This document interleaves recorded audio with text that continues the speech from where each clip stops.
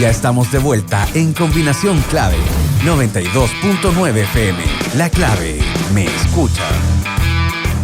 Empieza tu día con toda la energía natural de Marley Coffee, un café de grano orgánico molido al instante con leche descremada. Prueba el sabor de Marley Coffee en sus 2 exquisitas y variadas mezclas que te esperan para recargar tu día. Con Marley Coffee disfruta tu día con toda la onda. El Parque Metropolitano de Santiago es uno de los parques urbanos del mundo que fue reconocido en el medio internacional Parks por su buen manejo y rápida adaptación a la pandemia.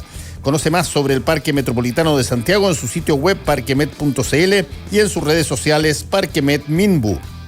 Estamos ya en la segunda parte de este panel con José Francisco Lagos de Red Pública. ¿Cómo estás, José Francisco? ¿Qué tal, Fernando? Muy bien, ¿y tú? Bien, gracias. Y también con Paulina Bodanovich de la Fundación Horizonte Ciudadano. ¿Cómo estás, Paulina? Hola, buenos días, Fernando. Muy bien, gracias. A ver, hay montones de cosas que han pasado. Lo más inmediato probablemente es la llevada al Tribunal Constitucional de este tercer retiro y todo lo que ha derivado, la protesta que hubo anoche de alguna manera, el paro de los portuarios, las quejas que algunos parlamentarios de Chile Vamos plantearon sobre la medida. ¿Cómo se está viendo adentro de eso, José Francisco? Evidentemente las aguas están bastante revueltas respecto al tercer retiro y en particular por la decisión del gobierno de ir al Tribunal Constitucional. Pero a mí me parece que como se ha ido desarrollando esto de los retiros, el gobierno ya no le queda más opción que ir y recurrir al Tribunal Constitucional por la estrategia que estaba manteniendo del argumento del respeto por la institucionalidad. Y en base a claro, algunos dicen, mira, el gobierno no fue al primero, entonces ahora no sería tan obligación que fuera al tercer retiro, pero obviamente lo que se dio en el segundo, cuando el gobierno propuso su proyecto y en paralelo recurrió ante el proyecto de los parlamentarios y el Tribunal Constitucional rechazó ese proyecto de los parlamentarios por inconstitucional, a mí me parece que objetivamente el gobierno no tenía fundamento razonable como para no ir, y además que yo creo que es la obligación constitucional que le corresponde tal como le correspondía en el primer retiro. Y aquí yo creo que el argumento de fondo es bueno, el respeto de la regla. Hoy día estamos en un escenario donde estamos discutiendo la regla más importante que tenemos como país. Dijimos que a través de la modificación de la regla se iban a solucionar muchas cosas, que es el proceso constituyente. Entonces la señal que se está dando de que, dadas ciertas circunstancias, es preferible no respetar la regla, a mí me parece que es complejo, no solamente para el gobierno, sino que para cualquiera que pretenda gobernar, especialmente cuando estamos en un momento donde le estamos pidiendo a las personas que hay razones suficientes para respetar las reglas, más allá de las circunstancias particulares, como son las cuarentenas o como son estas medidas de restricción de libertad. ¿Tú, Paulina? Mira, yo creo que como no se puede estar un poquito embarazado, tampoco se puede estar un poquito o a veces con la constitucionalidad y otras veces no. Y el primer retiro, el gobierno no fue y no recurrió porque ahí fuera o no fuera constitucional, no recurrió por una decisión política. Y hoy día también era una decisión política ir o no ir. Respetar la voluntad parlamentaria, ya ni siquiera hablemos de la voluntad general, de la voluntad popular, no, la voluntad de los parlamentarios, que son quienes conforme a la Constitución deben aprobar las leyes. Respetar la voluntad de los parlamentarios y no recurrir a un órgano contramayoritario, como es el Tribunal Constitucional, cuya propia legitimidad está tan cuestionada, más aún en estos últimos días. Entonces yo creo que aquí el gobierno va manejando contra el tránsito en forma permanente y a propósito. Pero si el argumento fuera la legitimidad, Paulina, perdón, el Congreso tampoco tendría la legitimidad para presentar cosas. Pero como si el Congreso es el órgano constituyente, ¿cómo no va a tener legitimidad incluso para modificar la Constitución? Y los foros pero el gobierno aprobado. Entonces, mira, yo creo que también la decisión de subir los 30 pesos fue una decisión legal, entre comillas, porque el panel de expertos lo decía, pero aquí estamos hasta arriba del techo de las opiniones de los expertos de Harvard, de la Cota Mil, que no saben lo que es pasar hambre, que no saben lo que es tener las problemáticas que tenemos en Chile real. Entonces yo creo que basta de tecnicismo. El presidente de la República tiene una obligación, que es ser presidente de la República y velar por los intereses de los y las chilenas, y no por los intereses de las AFP, que es lo que está haciendo hoy día. Está defendiendo los retiros favorecen a las AFP. No está defendiendo la Constitución. Perdóname. Pero Paulina, ¿cómo puedes decir eso si los retiros favorecen a la AFP, no los perjudican? ¿Cómo van si a la favorecer? AFP, porque la AFP cobra... A ver, Paulina, escuchemos un poquito. José Francisco, ¿qué pasa? Porque la AFP no cobra por el monto administrado. La AFP cobra por la cantidad de personas que cotizan a la AFP. De hecho, si disminuye la cantidad administrada por la AFP, la ley lo que hace es obligarla a que tienen que tener menos encaje y por tanto aumenta la liquidez de la AFP. Si esto no es en defensa de la AFP, y a mí me extraña que Paulina desconozca eso. Y también me extraña que desconozca lo que plantea el presidente del Banco Central, cuando el tercer retiro no va a beneficiar precisamente a las personas que están pasando hambre, que a mí sí me preocupa y creo que la ayuda podría ser mucho más fuerte y debería estar ahí la discusión, pero cada vez que estamos discutiendo el retiro están menos focalizados los recursos de la gente que más le necesitan. Entonces, por un lado dicen hay que ir a ayudar a las personas que tienen hambre y por el otro lado dicen hay que aprobar el tercer retiro porque esa es la manera que las personas van a evitar el hambre cuando está demostrado, lo demostró el presidente del Banco Central, la Comisión del Senado, que no es así. Entonces, no podemos ignorar dos cosas, dos eslóganes, o dar dos eslóganes como si fueran verdad cuando son falsos. La AFP no se beneficia por los retiros, los beneficia los retiros, y por otro lado, los tercer retiros no benefician a las personas que peor lo están pasando hoy día. Está cuidando el sistema, José Francisco, y eso tú lo sabes, porque todo el problema aquí es defender el sistema de las AFP. Entonces los tercer retiros apuntan a perjudicar el sistema, eso es lo que dices tú. A ver, ordenémonos un poquitito porque está entretenida la conversación, pero hablando al mismo tiempo no se entiende nada. El tema, a mi modo de ver, salió un poco del cariz de que si esto es defensa o no es defensa de las AFP, si es que por una parte, como se dice, se trata de licuar a la AFP quitándole los fondos de los trabajadores, como dicen en algún momento dado, o esto es la ayuda necesaria, alternativa a la ayuda que debiera haber hecho el gobierno sobre la base de una renta básica universal temporal o montones de las otras medidas que se han propuesto. El punto es que se llegó a una situación que tiene ciertos visos de novedad. Esto no es igual al primer retiro, donde el gobierno contradijo entonces todo lo que está diciendo hoy día. No fue al Tribunal Constitucional y hoy día que dice es mi obligación ir al Tribunal Constitucional. Bueno, si es que es su obligación y no fue la primera vez es porque era opción, no es porque era obligación. Segundo, tú tienes una situación muy novedosa que de pronto empiezan a reaccionar respecto de la llevada al Tribunal Constitucional, empiezan a reaccionar los gremios.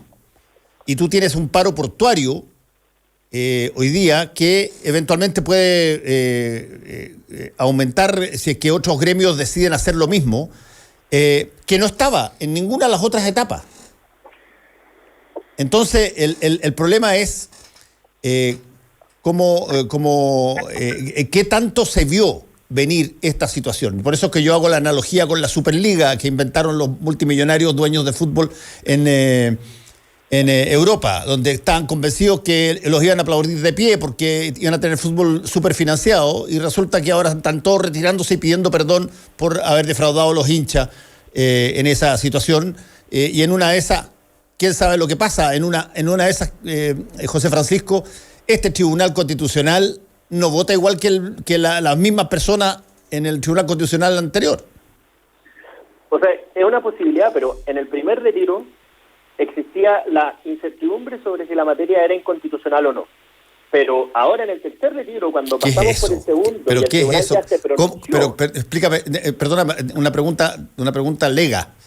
¿Cómo puede haber incertidumbre sobre si corresponde o no corresponde? Bueno, convocas a todos los constitucionalistas de tu gobierno y les preguntas y se toma una decisión. No, porque, a ver, pero si esto es una materia controversiva, si no el Tribunal Constitucional no hubiera determinado... Por eso es política, hombre. Por eso es política. Si fuera tan fácil saber si que corresponde o no corresponde, no es política, es o no es. Pero ¿qué tan presentable sería ahora que después, una vez que el tribunal ya declaró inconstitucional el segundo retiro, que el gobierno, sabiendo que esto se trata de una medida inconstitucional, no lo presente? O sea, el escenario no es el mismo que el primero. Hoy día es evidente Tampoco es que el el mismo tercer que el retiro segundo. es inconstitucional y el gobierno no puede simplemente hacer oídos sordos y decir, no, por razones políticas no vamos, porque ahí dejaría de cumplir su función. Hoy día tiene certeza que es inconstitucional y por tanto tiene que ir al Tribunal Constitucional porque ya lo dijo el dictamen del segundo retiro. Y por eso fue la presentación del segundo retiro por parte del gobierno también, a salvar la institucionalidad. Pero hoy día vemos que claro, se equiparan los escenarios cuando evidentemente no son equiparables, porque hoy día ya existe la certeza del pronunciamiento del tribunal. Sí, Paulina. Los fallos, en general, producen efectos respecto de las causas que se dictan, y no necesariamente en Chile tenemos un sistema de jurisprudencia, vale decir esto que es obligatorio para el gobierno, eso no es así, porque además el caso no es el mismo, es diferente la forma en que se legisló la segunda, la tercera vez. Por lo tanto, bueno, y de hecho todavía está en tramitación en la ley, el proyecto, o sea, ni siquiera sabemos cómo va a salir esto, así que creo que esta es una decisión meramente política y que tiene fundamento en la visión que tiene la derecha del país y que la transparentó muy bien el señor Aristía cuando dice, oiga, tanto bono que dan y finalmente la gente no quiere trabajar, porque en el fondo el clásico dicho de que la gente es pobre porque es floja y porque quiere vivir del Estado, y eso lo ha dicho Aristía, lo han dicho parlamentarios, y es una visión que hay desde la derecha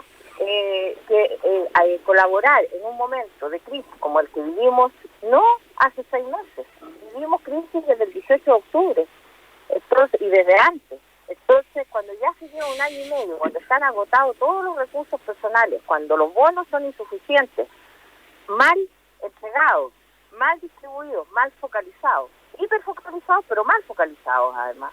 Bueno, entonces, que por algún lado alguien tiene que hacer algo. Entonces, eso es una decisión política, no es una decisión jurídica, José Francisco. Pero Paulina, ahí yo creo que tú cometes un error en extrapolar lo que dice una persona con el pensamiento de toda la derecha cuando no tiene consistencia en la realidad. Es como extrapolar lo que dice Pamela Giles a todo lo que piensa la izquierda y la centroizquierda. Pero eso no es verdad, o sea, Escuchen, Paulina, después entras tú, deja que termine la idea y dale. No lo digo porque si primara esa visión del presidente de la Sociedad Nacional de Agricultura dentro del gobierno, bueno, entonces Chile no estaría destacado como uno de los principales países de Latinoamérica que más ha dado ayudas estatales por motivo de la pandemia. O sea, la cantidad de beneficios estatales, de inversión, de plata que ha puesto el Estado para solventar la pandemia directamente para las personas, es una cantidad de plata que nunca la hemos visto en la historia, sin considerar los retiros de la AFP.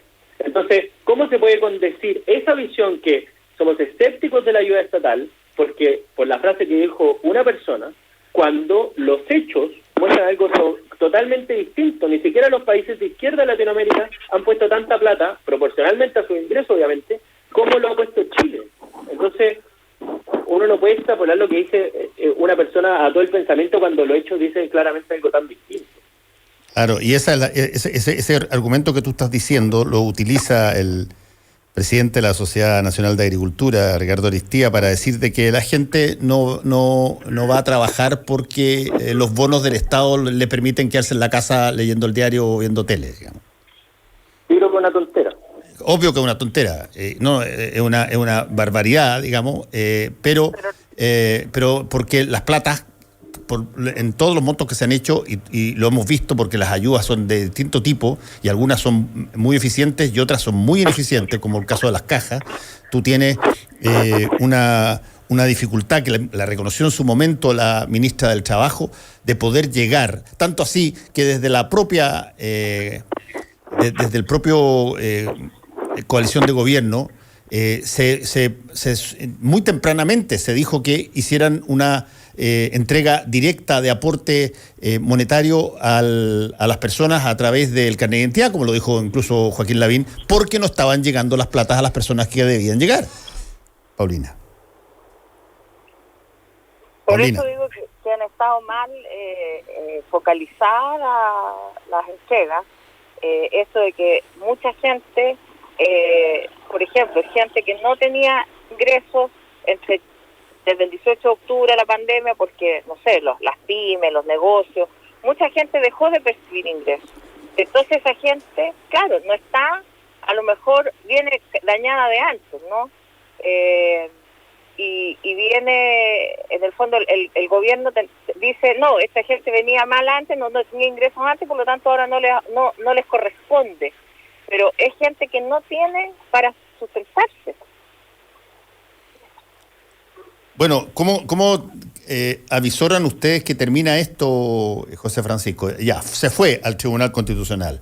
La última votación de la segunda retiro terminó en un empate 5-5 con voto dirimente de la presidenta del Tribunal Constitucional, que dicho sea de paso, esa es una cosa aparte, pero el Tribunal Constitucional está, pero entiéndeme, en las Termópilas, peleando internamente en una situación bien compleja, donde la propia presidenta está ahí en un entrevero bastante jodido. Bueno, pero el hecho es que eventualmente se puede llegar a otro 5-5 con una nueva dirimación por parte de María Luisa Brown. ¿Cómo ves tú esa situación? Yo creo que obviamente el escenario es muy complejo, difícil, especialmente por lo que acabas de mencionar, sí, y lo que menciona Paulina también. Si uno no se lleva a la crisis que está viviendo el Tribunal Constitucional, y que claro, el fallo que antecede el segundo retiro, que uno podrá, claro, es un caso distinto, pero uno podrá ver las similitudes que hay. No hay tantas razones para pensar que debería ser distinto el fallo, pero si es que se da en esas condiciones, a mí me parece que el problema político va a ser muy, muy grande, y yo creo que ahí se requiere responsabilidad de todos los sectores, referido a que si la institucionalidad vigente determina tal cosa, inmediatamente las personas, aunque no estén de acuerdo con eso, deberían respaldar la decisión institucional. Y a mí me parece que eso exige harta responsabilidad, principalmente por parte de los promotores, pero es la institucionalidad que hoy día tenemos, y que si a futuro queremos cambiarla, como lo vamos a estar haciendo dentro de un proceso constituyente, es una señal demasiado importante, porque precisamente vamos a estar discutiendo sobre la nueva regla y la necesidad de cumplirla. Si nosotros vemos razones para no cumplir la institucionalidad una vez que esa institucionalidad se ha determinado, no le podemos en paralelo exigir a los chilenos que cumplan las reglas que los mismos políticos están dando cuando ellos mismos son los que las dejan de cumplir. Por supuesto, lo dijimos cada vez que el presidente salió sin su mascarilla, o cuando se fue a poner arriba de la estatua para tomarse fotos. Indudablemente, la autoridad tiene que ser un ejemplo. Pero la pregunta, hoy día hay una discusión, porque si es que eso es así, volvemos al punto de partida, si eso es así, la autoridad faltó gravemente a su posición en el primer retiro. Y yo tengo la impresión de que la respuesta sensata y honesta que te daría la autoridad sentado contigo en un living de La Moneda es: mira, esta es una situación política que se toma, hay matices, no es blanco y negro para tomar una decisión. Yo quiero decir lo siguiente. Cuando se firma el 15 de noviembre, el acuerdo se llamó un acuerdo por la paz y la nueva constitución. Yo no sé cómo el gobierno va a manejar esta situación, porque lo que vimos anoche, desde el anuncio del Tribunal Constitucional del requerimiento, es a la gente movilizándose con protestas, no solo con los cacerolazos, con estas barricadas, con llamados a paro, que yo no avalo, pero que creo que son finalmente la alerta que está levantando la población, que no se siente oída, que se siente finalmente totalmente desesperada, porque recurrir al Tribunal Constitucional, que sabemos que es un órgano que hace mucho tiempo dejó de estar sus fallos conformarse únicamente a derecho, creo que es llevar al país por una senda muy compleja. Entonces a mí me preocupa esta insensibilidad, este poco manejo político de la situación, porque el acuerdo fue por la paz y la nueva constitución, y ahora estamos poniendo incluso en riesgo con movimiento social que se está viendo. También se van a poner en riesgo las condiciones de que la gente se quede, se cuide de la pandemia, etcétera. Entonces creo que de verdad hay una irresponsabilidad muy grande del gobierno en esto de no resguardar la paz social. Convengamos también que aquí hay un tema, José Francisco, que se viene encima una serie de elecciones y varios ya han planteado, lo planteó no solamente Iván Moreira, sino que varios más en Chile Vamos, le dijeron, chuta, no nos pongamos una venda en los ojos. Esto puede tener repercusiones en las elecciones que se vienen encima. Que es una cosa bien curiosa, porque a todas luces, hasta la semana pasada, todo el discurso era al revés.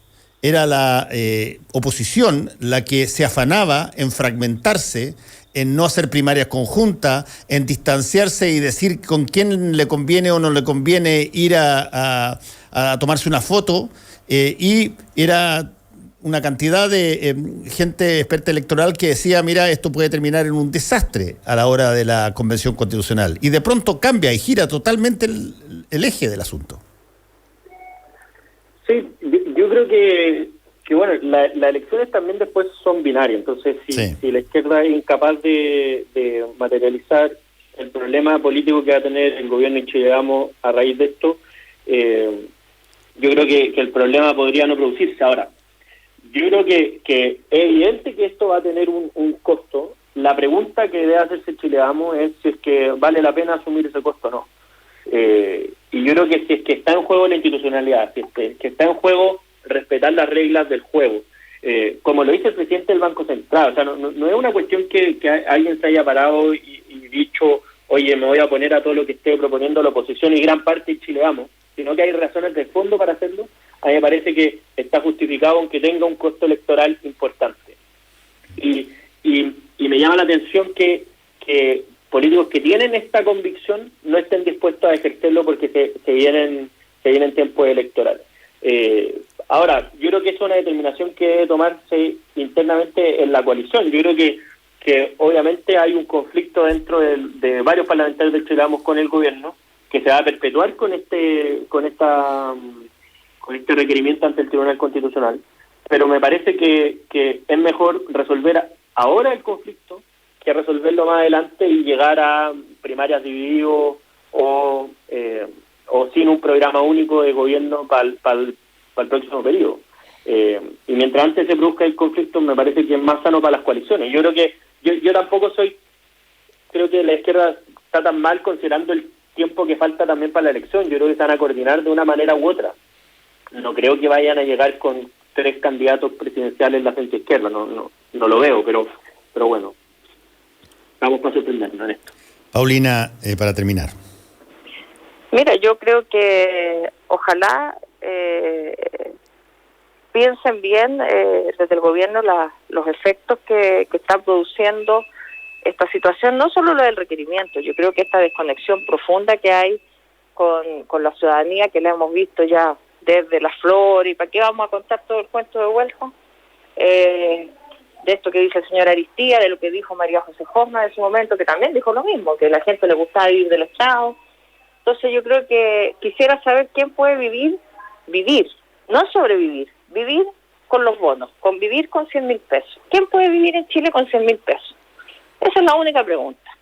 Y si el gobierno quiere que salgamos de la pandemia, que salgamos de esta situación, que realmente gobierne. Eso es lo que uno podría mínimamente pedirle a un presidente de la República. Sí, ahora, lo interesante de todo esto, José Francisco y Paulina, es que esa palabra que muchos consideran que es una palabra fea, pero que está inmersa, está pegada, pero anclada a nuestro pensamiento, porque de eso así funcionamos, digamos, que es la palabra ideología. ¿Cómo se expresa cada vez que hay este tipo de soluciones? Cuando a ti te dicen que la razón por la que tú no llegas a trabajar es porque te dan los bonos del gobierno, o tú no quieres dar bonos porque no quieres que la gente dependa del Estado, lo que estás haciendo es diciendo cómo tú ves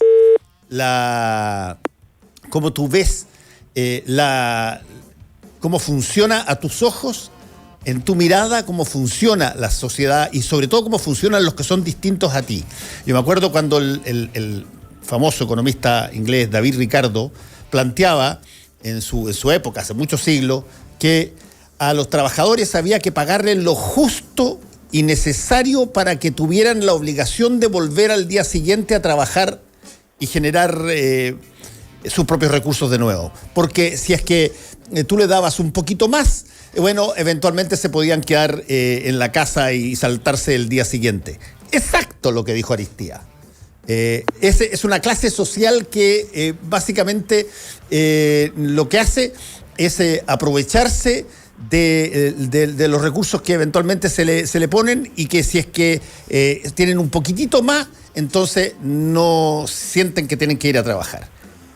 Me parece interesante que aparezcan porque como vamos a tener una discusión constitucional, donde la discusión constitucional, José Francisco y Paulina, es por esencia una discusión de ideas, de posturas, de orden, de cómo tú estableces, que salgan las ideas de cada cual abiertamente de la izquierda, de la derecha, del centro, y no nos mintamos más, porque estamos llenos de palabras edulcorantes cuando en realidad pensamos lo que a veces en determinadas circunstancias se dice como lo acaba de hacer el presidente de la Sociedad Nacional de Agricultura.